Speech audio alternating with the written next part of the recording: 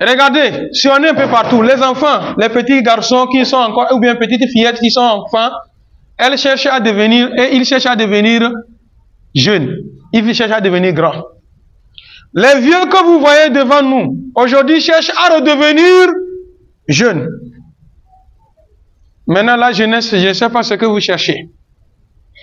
C'est une occasion que Allah subhanahu wa ta'ala nous a accordée. Et il accordera ça à tout un chacun de nous s'il est encore vivant et il est bien portant. Qui va avoir cette période-là de la jeunesse. Et le sermon te dit que profite de ce moment-là correctement avant que la vieillesse va t'arriver. La jeunesse, c'est la période où l'homme peut tout entreprendre. Vous êtes jeune, vous pouvez apprendre un métier. Vous êtes jeune, vous pouvez prier. Et surtout la prière, l'adoration d'Allah subhanahu wa ta'ala. Puisqu'il arrivera un moment où, voilà, vous voulez vous tenir debout, droit comme ça ne peut pas. Lorsque vous priez, vous voulez aller à la génuflexion correctement, ça ne peut pas. Vous voulez faire la prosternation, au moment où l'imam se relève de la prosternation, c'est en ce moment où toi tu arrives par terre. Parce que quoi, tu es vieux, les articulations ne marchent pas bien. Entre-temps, vous avez vu notre vieux qui est ici. Il s'assied pour prier, ce n'est pas dans son intention, ce n'est pas dans sa volonté. C'est la vieillesse.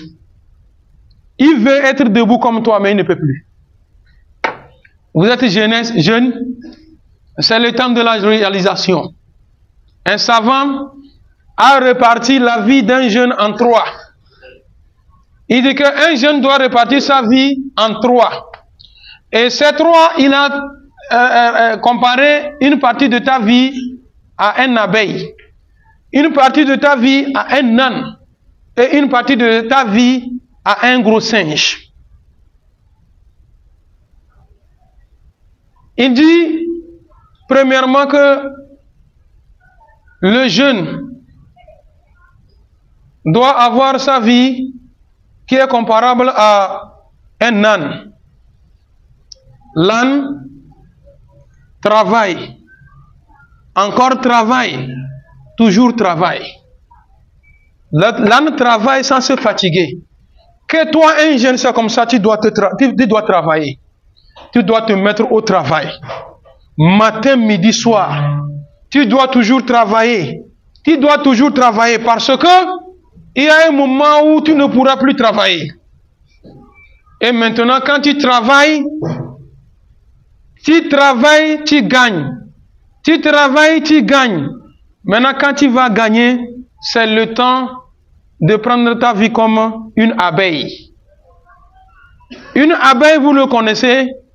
Vous la connaissez? Ou bien des abeilles? Chaque temps, elles cherchent des nectars pour faire du miel. C'est ta vie maintenant, après le travail, c'est la réalisation. Maintenant que tu as travaillé, jeune garçon, tu as besoin, d'avoir un moyen de déplacement. 2, tu as besoin de te marier. 3, tu as besoin d'avoir une maison. 4, toute ta famille est suspendue à toi. Papa tourne à gauche, à droite comme ça, il appelle mon fils. Maman, mon fils. La tante, mon fils. Tout le monde, tes camarades ou bien des collègues de classe, des camarades de classe aussi ont besoin de toi. C'est le moment où tu peux maintenant réaliser. Tu peux réaliser en ce moment. Maintenant, la troisième partie de ta vie est comparable à celui d'un gros singe. C'est-à-dire, c'est le moment où tu as tout réalisé. Il est grand temps maintenant de te reposer. À la maison, tu es assis. Les enfants, tes petits-enfants, arrière, petits-enfants sont à la maison. Avec toi, tu ne peux rien faire. Tu es vieux. Tu es là seulement pour s'amuser avec tes arrière-petits-enfants. Mais si vous vous laissez échapper par ce temps-là, qu'est-ce qui va venir maintenant? c'est maintenant au moment où l'on devrait être l'âne. Vous avez refusé d'être l'âne. C'est ce moment où vous devrez être, comment l'appelle-t-on, un gros singe, vous devenez l'âne. Pendant que nous sommes vieux, fatigués, quel métier on peut faire en dehors d'être gardien de nuit? En dehors d'être gardien de nuit. Et puis, gardien de nuit devant une boutique, étant fatigué, vieux, je jure au nom de Dieu, ce n'est pas un gardien, mais c'est un dormeur de nuit. Tu arrives, on t'a pris comme gardien. Celui qui t'a pris comme gardien, c'est ton arrière-petit-fils. Pour combien? Par mois? Pour 10 000, 15 000, 20 000. Il pleut, tu es dehors. La fraîcheur, tu es dehors. Dans la chaleur, tu es dehors. Peut-être si vous avez une bonne femme. Dans le cas contraire, pendant que vous êtes assis là-bas en train de chercher quoi venir nourrir votre famille, quelqu'un est en train de conjuguer le verbe se réjouir avec ta femme à la maison. Pendant que toi tu es à quelque part assis que tu es gardien. Frère, jeune garçon, Wallahi summa billahi, enlevez dans vos têtes que nous avons fréquenté, on a eu nos diplômes, il n'y a pas de travail. Il n'est pas écrit à quelque part que celui qui a fréquenté doit automatiquement travailler dans un bureau. Wallahi, après le bac, après ta licence, je te dis que tu peux aller apprendre un métier. Maintenant, le métier que vous allez apprendre maintenant, vous devenez un professionnel dans le travail. Mais si vous attendez que c'est le gouvernement qui va nous engager, je te pose la question. Tu connais le nombre d'élèves à la rentrée scolaire 2024 là? Combien d'élèves on a inscrits à l'école? Tous ceux-là cherchent ce travail là-bas. Ceux qui sont assis là acceptent déjà de quitter là-bas. Hein? Maintenant, même tu sais qu'il y a un moyen aussi. Moi, je quitte en même temps, j'amène mon fils qui va prendre ma place. Toi là, jusqu'à quand? Jusqu'à quand? Donc, profite de ta jeunesse avant que la vieillesse ne vienne te cogner la porte.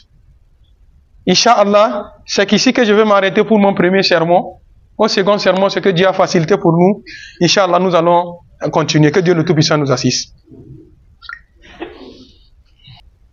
Alhamdulillah wa kafa wa salatu wa salam ala nabiyyina Muhammad sallallahu alayhi wa sallam wa ala alihi wa sahabatihi wa tabi'ina lahum bi ihsan ila yawmiddin. Fidèles musulmans, nous revenons sur la deuxième partie du sermon.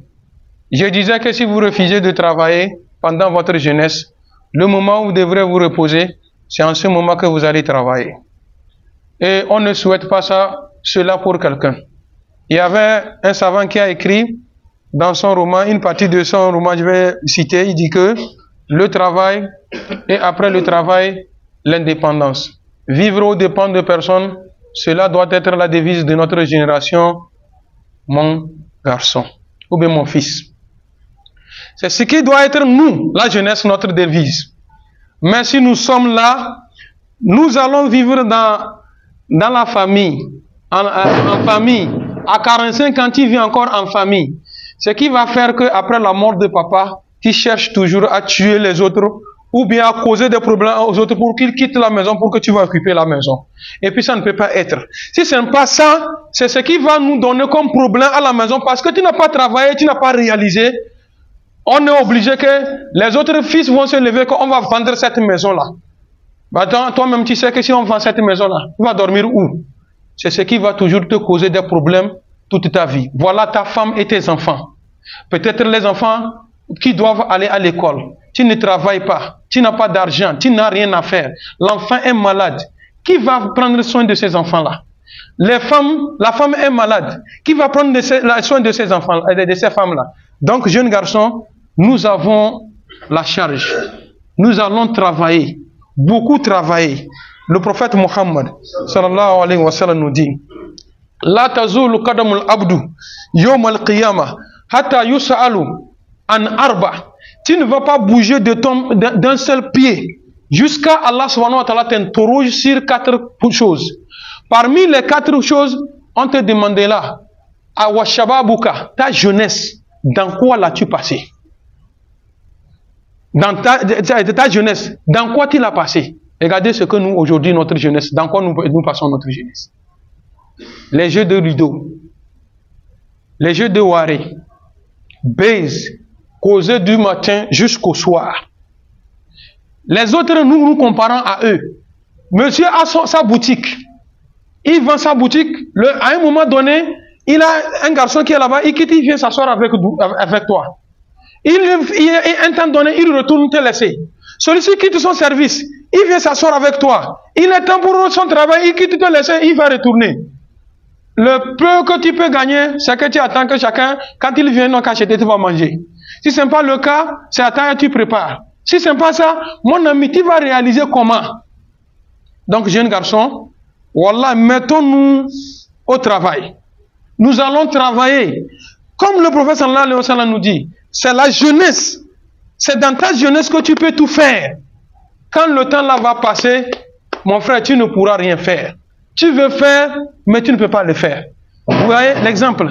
Quand nous allons au cimetière pour le cerclage, nous sommes avec des vieux. Voilà, ils tiennent des coupes-coupes comme ça. Ils nous voient jeunes garçons en train de faire. Ils veulent faire, il n'y a plus la force. Ils veulent faire, ils ne sont pas en bonne santé. Ils veulent faire, ça ne peut pas. Donc toi, tu peux le faire. Une fois, nous étions au cimetière en train de travailler. Le vieux garba, il est encore vivant. Il est arrivé avec sa canne comme ça. Quand il nous a salué, il nous dit, oh, Samaruka, oh, vous les jeunes, vous avez eu la chance. Vous avez eu la chance. Nous, pendant notre jeunesse, des choses comme ça, on n'avait pas eu. On ne nous a pas encouragés pour des travaux comme ça qui vont nous donner beaucoup de récompenses. Maintenant que nous sommes fatigués, voilà, on veut faire, nous ne pouvons pas faire. Donc un temps viendra, toi aussi c'est le cas. Voilà, que nous voulons ou pas, la vieillesse ça va venir. La vieillesse ça va venir. Donc profitons de notre jeunesse avant que la vieillesse ne vienne nous cogner à la porte. Quand la vieillesse vient, c'est ça le sermon nous dit que on ne peut rien faire quand nous sommes vieux. On ne peut rien faire quand la vieillesse nous frappe. Pire encore, je rappelle à la jeunesse que nous devons faire vite. Nous devons faire vite pour réaliser. Nous devons faire vite pour profiter du temps. Parce que vous voyez, hier dans les quartiers où on achetait le terrain, un lot à 200 000 aujourd'hui, on vend les parties là, un lot à 1 million et quelques. À 1 million et quelques. Toi, tu n'as pas encore acheté un terrain. Donc, le moment où tu vas commencer par réaliser, tu dis que tu veux réaliser, peut-être que tu vas acheter un lot à 25 millions. À 25 millions, est-ce que tu as les 25 millions? Est-ce que tu as les 10 millions? Est-ce que tu as les 5 millions? Tu ne peux pas. Donc, c'est dès maintenant qu'il faut réaliser. Maintenant, je reviens à cette jeunesse qui gaspille la fortune, l'argent. L'argent que nous gagnons. Wallah, nous savons pour aujourd'hui, on ne connaît pas pour demain. À un moment donné, la vie nous trompe. Ce que tu gagnes, tu crois que ça va toujours venir comme ça. Cela ne te met pas en tête de commencer par faire des réalisations. Tu dépenses. C'est le pharaon. C'est le pharaon. Voilà, il est dit, un fils musulman, papa musulman, maman musulmane, dans un bar ou bien dans une boîte, a eu l'audace d'enlever 15 000 pour acheter une bière. 15 000, ça vaut combien de paquets de ciment? Plus la monnaie. Il est plus la monnaie. Les 15 000 là, il a pris pour acheter une bière. Voilà, il a dit que cette bière là, c'est pas qu'il a pris pour boire, hein. C'est pour faire pharaon. Quand il a payé ça maintenant, on a ouvert, il a fait comme ça et on versait ça comme ça. Wallahi, quand nous allons arriver sur le thème, le côté de l'argent, Wallahi, Allah subhanahu wa ta'ala dit que wal malu min ayna iktasaba. L'argent, tu l'as eu où? Wa fima anfaka. Et dans quoi tu as investi l'argent? Tu as investi ton argent. Tu prends l'argent comme ça, tu gaspilles. Chaque nuit, on te trouve dans une boîte. Chaque nuit, on te trouve dans un bar. Chaque nuit, c'est toi qui fais le pharaon. Chaque nuit, tu dois changer une copine. Tout ceci là, c'est du gaspillage de l'argent. Tu peux aussi réaliser. Il n'est pas dit que automatiquement il faut construire, il faut se marier avant de construire. Si ceux-là qui se sont mariés avant de construire, c'est que c'est pas de leur volonté. Sinon, c'est mieux que tu aies déjà une maison avant que ta femme vienne. Mais malheureusement, c'est pas ça l'idée de notre jeunesse. Regardez aujourd'hui, vous allez voir un jeune garçon. Regardez, au nom de Dieu, il porte jean. Quand il demande le prix du jean, on te dit ça fait 7 000. Et jean, c'est quel jean? C'est jean, c'est ce que nous appelons jean blessé. À 7 000. Mais ce qui est étonnant, tu vas lui voir un jean de 7 000. Alors qu'on peut trouver au même moment un moubou comme ça, qu'on vend aussi à 7 000. Mais il ne peut pas s'acheter un boubou à 7 000. Il peut acheter pantalon blessé à 7 000. Et c'est dans le quartier, c'est lui qui gêne ses camarades qui achète les boubous pour porter. Il dit que après toi, tu me donnes ton boubou là. Des chaussures. Il achète des chaussures. Regarde, quand il voit l'autre s'acheter des chaussures de luxe, il faut voir sa situation financière. Quand toi tu veux acheter, regarde-toi. Moi je suis où? Regarde lui sa famille, comment ils sont. Regarde, lui là, il compte sur sa famille. Mais toi, ta famille compte sur toi. C'est ce que nous oublions souvent. L'autre que tu vois, il achète des choses chères là. Il compte sur qui? Sur sa famille. Mais toi, tu comptes sur qui? Les gens comptent sur toi. Ce n'est pas toi qui comptes sur quelqu'un. Tu comptes sur personne. Donc, c'est ce qu'il faut changer dans nos mentalités, jeunes garçons. Pour terminer, nous avons nos frères élèves. Les enfants des riches viennent à l'école avec des sacs à dos de luxe. Toi, l'enfant du pauvre, ou bien toi qui cherches à réaliser, ça n'est pas encore fini. Tu vas lui voir, il porte un sac. Tu lui demandes, voilà, le sac là, on ne s'amuse pas avec ça. Hein. Comme je l'ai acheté, je l'ai acheté à 12 000. Voilà, je pose la question. Le sac à 12 000, avec les fournitures y compris? Il dit non, le sac seulement. Bon, le sac à 12 000 là, c'est ce qui te fait un meilleur élève en classe? Ou bien c'est quoi? Non. Tout ça là pour rien. Donc, vous voyez ce que nous, la jeunesse aujourd'hui, nous faisons? Vous voyez dans quoi nous sommes mis? La fois passée, nous avons entamé le thème sur, comment l'appelle-t-on? Sur les drogues et consorts. Comment les jeunes se sont adonnés à des choses comme ça. Maintenant, vous voyez, la jeunesse, je vous parle. Quand je dis jeune, vous avez compris la définition de la jeunesse en islam. Elle est plus large que ce que les Occidentaux nous ont donné comme définition. Donc, nous tous ici dans la mosquée, il n'y a pas de vieux, c'est des jeunes. Nous sommes tous jeunes, wallah, il faut faire attention. Et vous allez voir des fonctionnaires, vous m'excusez, nos fonctionnaires d'État ou bien dans des sociétés privées. Vous allez les voir travailler durant des années, sans toutefois faire une petite réalisation. Qu'est-ce qui amène ça? Il y a deux choses qui nuisent nos fonctionnaires. Il y a deux choses. La première des choses, c'est la femme. Chez la femme, chez nous en Tim, quand quelqu'un gagne de l'argent et il s'occupe des filles et qu'on sort, on demande, oh, lui là, il n'a pas travaillé. Il dit que, voilà, il a travaillé, il a gagné beaucoup de salaire, mais il a construit des étages sous les slips des femmes. Quand on dit à une personne comme ça, voilà, c'est très mauvais. C'est un mauvais témoignage sur toi. Mes frères jeunes, wallahi, nous avons beaucoup à faire. Vous voyez, nous connaissons l'année là, hein? Vous voyez comment c'est dur? Wallahi, il n'y a pas celui-là qui ne parle pas que c'est dur. Il n'y a pas. Même ceux qui sont riches disent, oh, cette année c'est dur. Toi, si c'est le riche qui dit que c'est dur cette année, qu'en est-il de toi, mon collègue? Et toi, tu vas dire quoi? Celui qui compte des millions dit que c'est dur. Maintenant, toi qui ne comptes même pas 100 000, tu vas dire quoi? Nous, on est morts alors. Donc, mes frères, voilà, tout ce que nous gagnons comme salaire, essayons de trouver une solution à ces salaires-là. Qu'est-ce qu'il faut faire avec? Au moment où ce serait dur, voilà, on va dire Alhamdulillah. Ça, c'est la première des choses. Deuxième chose, je vous jure au nom de Dieu, ce qui nous tue, ce qui emporte nos salaires, c'est les jeux de hasard, la loterie. Les jeux de hasard, aujourd'hui, tout le monde est embourbé. Et ce qui fait peur encore, les femmes aussi sont tombées dedans. Avant, des jeux de hasard, on connaissait seulement pour les femmes et pour les hommes. Aujourd'hui, des femmes, on n'en parle pas. Comme les gens aiment plus, vous voyez que maintenant, les jeux de hasard, les kiosques des jeux de hasard sont dans chaque quartier. Ça abonde comme hier, les bars abondaient. Maintenant, partout où vous passez, vous allez trouver ces jeux de hasard. Je connais un directeur dont je vais taire le nom. l'année prochaine, il serait à la retraite. Il vit jusqu'à présent en location. Et de temps à autre, vous allez le voir, quand il pilote sa moto pour aller à quelque part, au retour, tu vas voir qu'il pousse la moto. Il y a quoi? Le carburant est fini. Parce que quand il gagne son argent, de temps à autre, c'est ce qui est en train de bouffer son argent. Mes frères, regardez, je parle du tabac, l'alcool, les jeux de hasard, ceux qui disent au nom de Dieu. À chaque fois, quand vous prenez les étiquettes, vous allez regarder en bas, on te met en garde.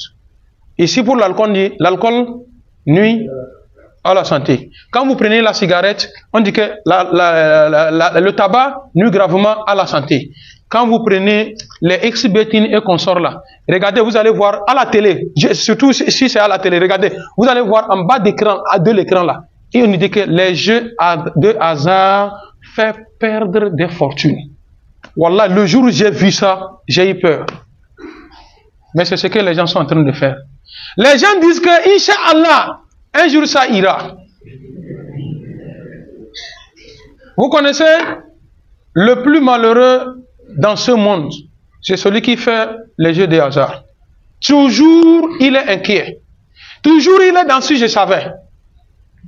Et regardez ceux-là qui jouent à la loterie. Wallah, chaque temps quand il voit, chaque temps c'est si je savais. Si celui qui croit que je mens, il faut regarder. Le jour où on veut fixer les résultats, il faut aller voir. Wallah, s'il gagne, il regrette. S'il rate, il regrette. Il a misé. Il est arrivé, on a placé les numéros. Il regarde, il n'y a pas son numéro. Il dit, aïe, aïe, aïe. Voilà, j'ai failli jouer ce numéro-là. Hein. C'est comme ça chaque temps. Donc, regardez, sur celui qui a raté, voilà, celui qui a gagné, même s'il a gagné 1 million, quand il vient en même temps, le numéro est sorti, il dit, aïe, aïe, aïe, si je savais, j'allais miser plus que ça. Voilà, chaque temps, il est dans si je savais. Chaque temps, il est dans si je savais. Mes frères, wallahi, je ne suis pas contre quoi que ce soit. Nous sommes musulmans. Allah subhanahu wa ta'ala, tous ceux dont j'ai cité, est retourné dans la sourate 5. Allez-y dans la sourate 4. Allez-y dans la sourate 2. Vous allez voir où Allah subhanahu wa ta'ala nous interdit tous ces là. Tout ceci là, Allah subhanahu wa ta'ala interdit. Donc, jeunesse, c'est le thème d'un jour, j'ai choisi. La jeunesse, nous devons faire des efforts, faire des réalisations avant que la vieillesse ne vienne cogner à notre porte. Wallahi, il y avait un homme dans sa jeunesse, wallahi, la force physique c'est lui. N'importe quoi on dit, il n'a qu'à se lever, lui va se lever. Et les gens criaient, jusqu'à on l'a surnommé que, quoi il y avait un joueur de choses là. Voilà. C'est le nom qu'on l'a surnommé. Maintenant que la vieillesse est venue lui cogner la porte.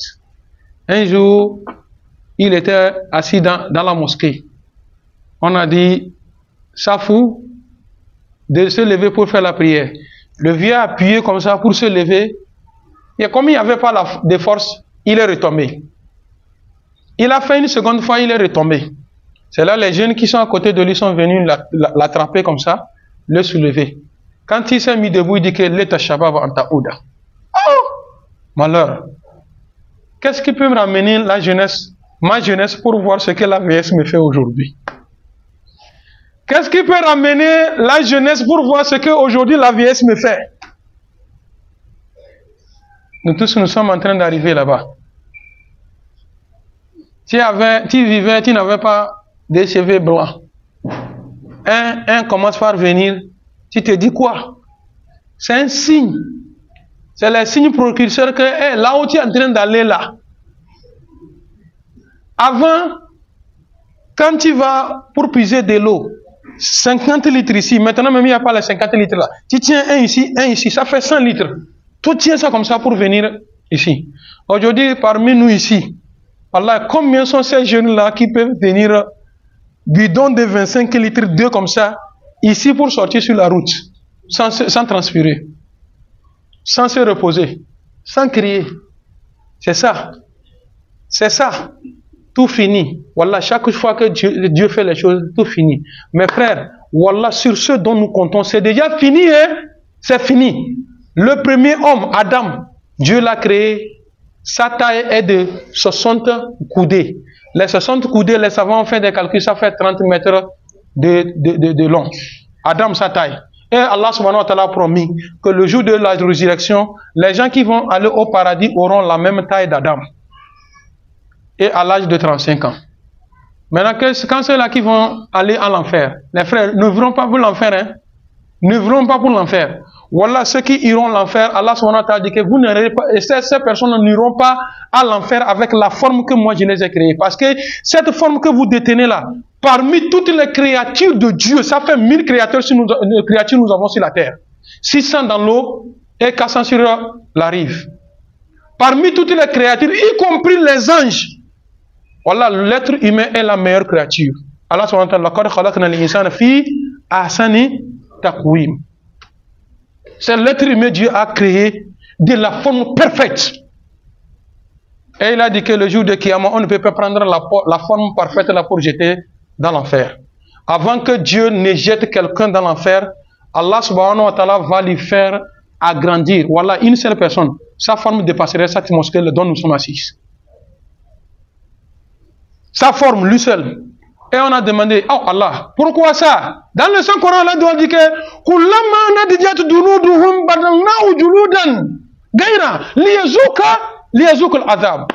à chaque fois qu'il est dedans là, si c'est le corps là qu'on met, quelques minutes seulement, c'est fini. Ça va brûler et puis c'est fini. Dieu dit que je l'ai fait cette forme-là, beaucoup de chair, gros, pour qu'il puisse bien sentir le châtiment que moi, Allah, je l'ai préparé. Et quand il brûle finir, la peau la brûle finir, je remplace une autre chair. Pour que ça soit bien douloureux pour lui. Et ceci pour combien de temps? Il a macha Allah. Même un jour, voilà mon frère, n'œuvre pas pour un jour seulement, un seul jour pour l'enfer. Parce que inna edet shuhur. Non, Allah subhanahu wa ta'ala dit que un jour que vous comptez, hein, ce que nous comptons comme un jour là, chez Dieu, un jour est égal à 1000 ans. Que nous comptons sur la terre ici. C'est-à-dire, chez Allah, un jour est égal à 1000 ans.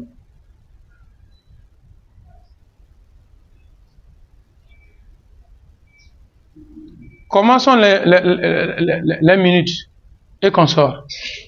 Je termine par vous rappeler que, voilà, détrompons-nous soit disant que il n'y aura pas la résurrection. Hein. Celui qui te dit ça, il a menti. Voilà, il y avait une vedette, elle est ivoirienne, si je n'abuse pas. Il avait chanté qu'un jour viendra, nous quitterons la terre. Un jour viendra, tout le monde mourra. Nous irons tous devant Dieu pour être jugés. Et chacun saura ce qu'il a fait. Avant de terminer sa chanson, il rappelle, il conscientise tout le monde. Repens-toi, repens-toi, repens-toi. C'est-à-dire, change avant que la mort ne vienne. Il n'est pas musulman. Mais dans sa chanson, il te rappelle qu'il y a un jour où nous serons arrêtés pour le jugement. Donc sur ce, voilà, le jour de Kiyama, on va nous demander sur notre jeunesse, dans quoi nous l'avons passé. Que Dieu fasse que ça soit dans de bonnes conditions. Qu'Allah nous guide sur le droit chemin. Qui nous accorde de meilleures choses ici dans le monde et dans notre monde. S'il plaît à Allah subhanahu wa ta'ala, vendredi prochain, nous allons attamer le thème sur le temps. C'est un seul hadith. C'est un même thème, mais qui est constitué de sous-thèmes. Qu'Allah subhanahu wa ta'ala nous donne longue vie. Nous avons un frère qui a, Allah subhanahu wa ta'ala, facilité les moyens pour lui, il a construit sa maison. Nous prions Allah subhanahu wa ta'ala qui va retourner dans sa maison dans de bonnes conditions. Lui et sa famille, que le Tout-Puissant lui protège. Quand il était en train de faire cette réalisation, les gens amènent des sacrifices qu'on sort pour déposer dans sa maison.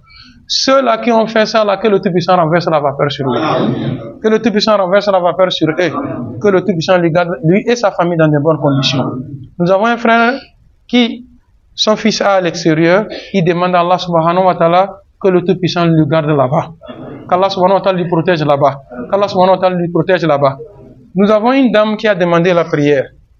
Allah subhanahu wa ta'ala connaît son intention, que le Tout-Puissant exauce ses prières. qu'Allah subhanahu wa ta'ala exauce sa prière. Nous avons aussi un frère qui a demandé la prière. La situation c'est dur pour lui. C'est partout. C'est tout le monde. Allah facilite la situation de tout le monde. Dieu facilite les moyens pour tout le monde. Allah facilite les moyens pour le monde. Que le Tout-Puissant facilite les moyens pour tout le monde. Ce qui viendra pour nous dépasser, que le Tout-Puissant nous éloigne de ça. Nous prions Allah subhanahu wa ta'ala, nous avons des vœux intérieurement, que le Tout-Puissant exauce nos meilleurs vœux. Qu'Allah subhanahu wa ta'ala exauce nos meilleurs vœux. Nos soldats sur les fronts, que le Tout-Puissant les protège. Qu'Allah subhanahu wa ta'ala les protège matin et soir. Que le Tout-Puissant les protège matin et soir. À nos commerçants, que le Tout-Puissant fructifie leur commerce. À nos chauffeurs et qui bismillah à destination, alhamdulillah. À nos fonctionnaires d'État et de sociétés privées, que le Tout-Puissant vous accorde de meilleures promotions. Qu'Allah subhanahu wa ta'ala vous accorde de meilleures promotions. À nos particuliers, que le Tout-Puissant mette la bénédiction. À nos frères et sœurs qui nous ont déjà dévancés dans la foi, que le Tout-Puissant les agrée dans son paradis meilleur. Nous qui sommes restés, que le Tout-Puissant fasse que notre façon soit une meilleure. Que le Tout-Puissant nous fasse don de la kalimatu shahada. Que le Tout-Puissant nous fasse don de la kalimatu shahada. Nous avons des frères, des amis, des sœurs sur les lieux des hôpitaux. Que le Tout-Puissant apporte une propre guérison à tout un chacun. Parmi nous ici, les malades, que le Tout-Puissant nous accorde une bonne santé. Ceux-là qui se portent bien, que le Tout-Puissant les accorde une santé inoxydable. Qu'Allah subhanahu wa ta'ala nous accorde une santé inoxydable. S'il reste quelque chose, nous n'avons pas pu demander à Allah subhanahu wa ta'ala. Dieu, tu connais mieux que nous, accorde-nous de meilleures choses ici, va demander d'Allah. Allahumma ya rabbana antamatana bidu'aika, wa wa'atana bil ijaba, laqad da'awnaka kama amartana, fastajib lana kama wa'atana, innaka la tulufil mi'ad. Inna Allaha wa malaikatahu yusalluna ala nabi, ya ayyuhalladhina amanu sallu alayhi wa sallimu taslima. Allahumma salli ala Muhammad wa ala ali Muhammad. كما صليت على إبراهيم وعلى آل إبراهيم اللهم بارك على محمد وعلى آل محمد كما باركت على إبراهيم وعلى آل إبراهيم إنك حميد مجيد سبحان ربك رب العزة عما يصفون وسلام على المرسلين والحمد لله